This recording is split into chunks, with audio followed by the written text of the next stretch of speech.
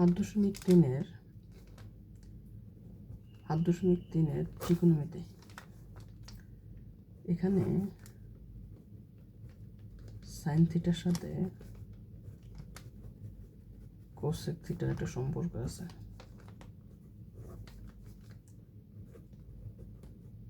কস থিটার সাথে সেক থিটার একটা সম্পর্ক আছে। টেন থিটার সাথে কোট থিটার একটা সম্পর্ক আছে। এখানে আরো অনেক বিস্তারিত আছে, আমি অত কিছু বলবো না।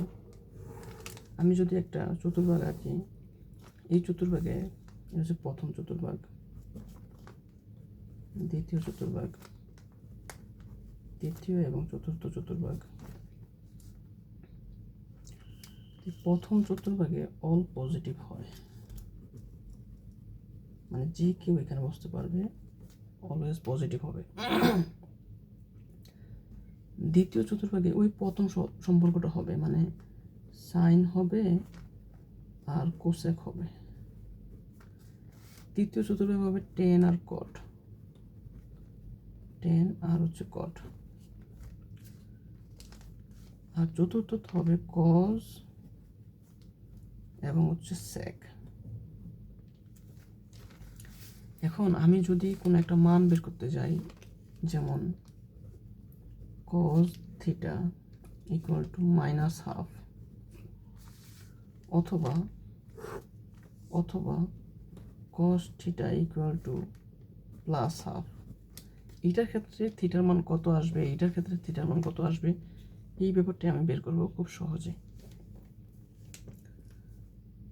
এইটা একটু খেয়াল করি যে cos হাফ, cos কত ডিগ্রির মান হাফ, cos হচ্ছে 60 ডিগ্রির মান হচ্ছে হাফ।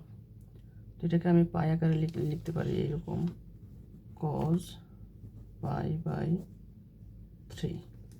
যেহেতু পাইয়ের মান 180 ডিগ্রি, 180 ভাগ করলে 3 দ্বারা ভাগ করলে 60 ডিগ্রি আসে।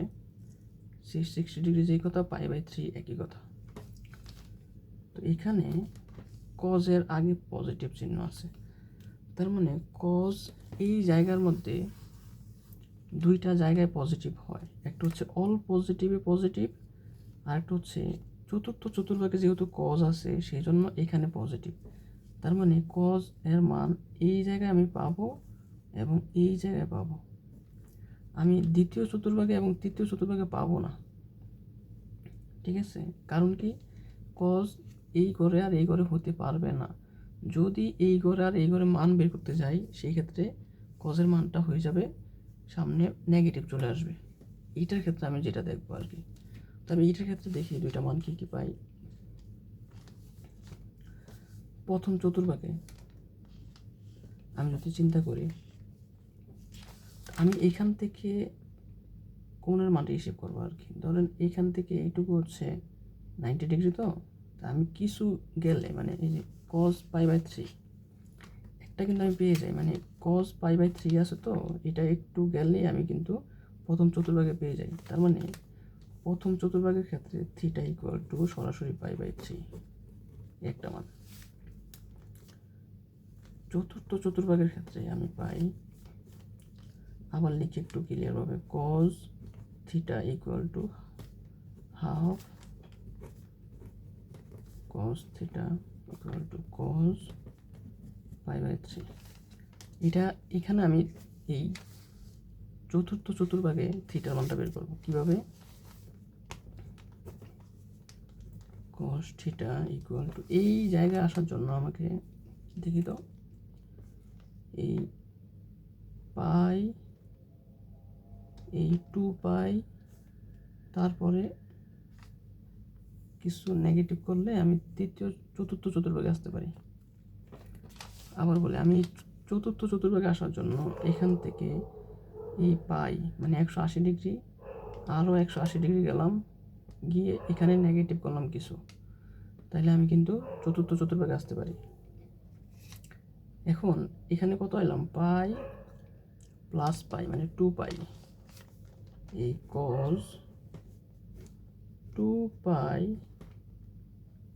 তারপরে কিছু নেগেটিভ, কতটুকু নেগেটিভ, এই যে থিটাটা আছে এইটুকু নেগেটিভ, -π/3। তখন কিন্তু আমি আমার অবস্থানটা চতুর্থ চতুর্ভাগে পাই। সুতরাং cos cos বিদায় থিটা ইকুয়াল টু আমি পাই 2π - π/3। এটাকে একটু কাজ করে নেই, 3 6π - π, তার মানে 5π/3। তাহলে আমি এখানে থিটার মান পেয়ে গেলাম কত, π/3, 5π/3। এই দুইটা মান আমি পাইছি পজিটিভের ক্ষেত্রে। এখন দেখাবো নেগেটিভের ক্ষেত্রে কিভাবে আমি আবার থিটার মান পাই। খুব সহজ একটা ব্যাপার মাথায় রাখতে হবে, সেটা হচ্ছে যে সব সময় থিটার মান দুইটা চতুর্ভাগে পাবো। যেমন আমি এখানে একটু যদি লিখি cos theta equal to minus cos ওই যে π/3।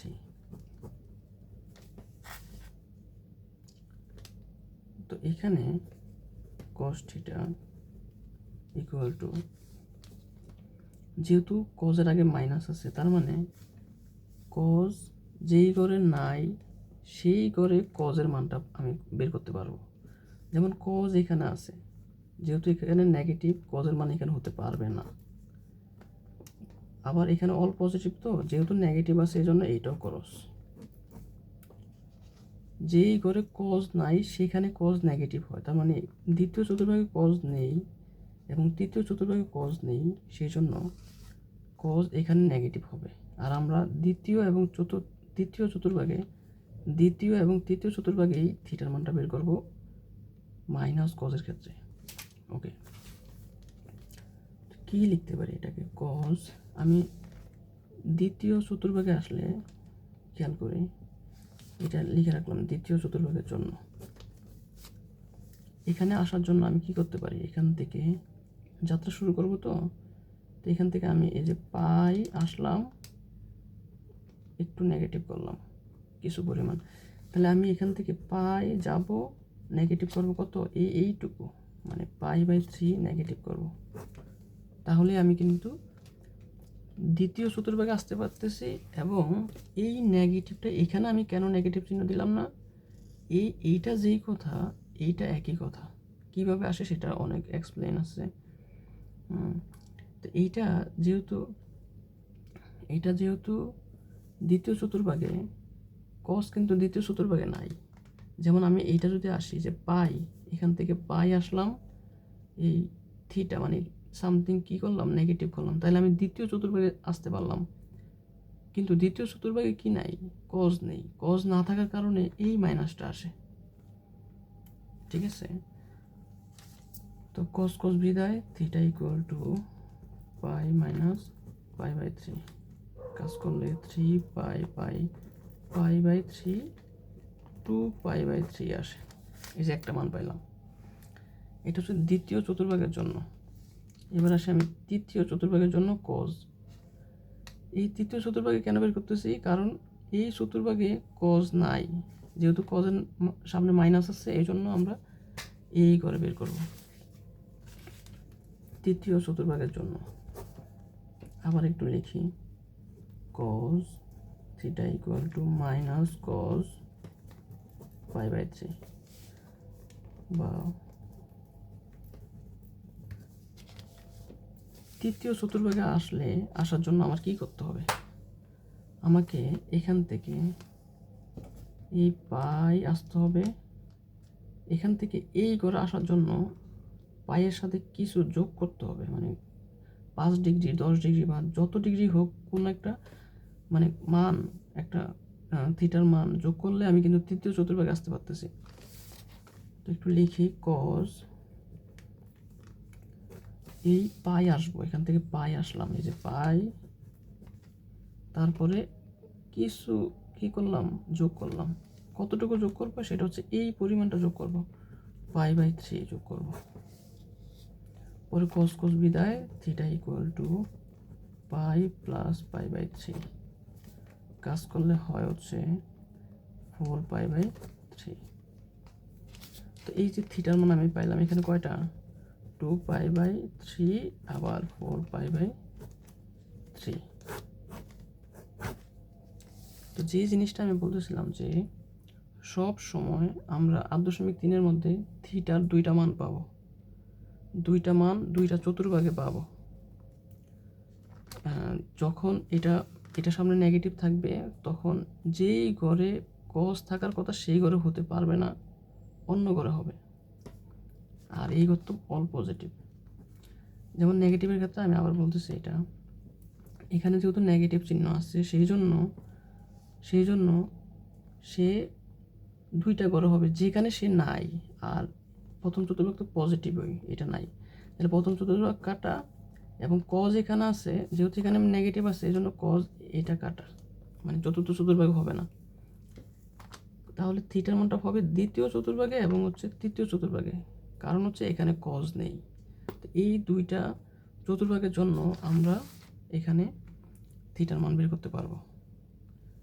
এই সিস্টেমে, এই পদ্ধতিতে এই বইয়ের যতগুলা থিটার মান আছে, মানে 8.3-এর যতগুলো অঙ্ক আছে সবগুলো অঙ্ক এই সহজ পদ্ধতিতে আমরা সমাধান করতে পারবো।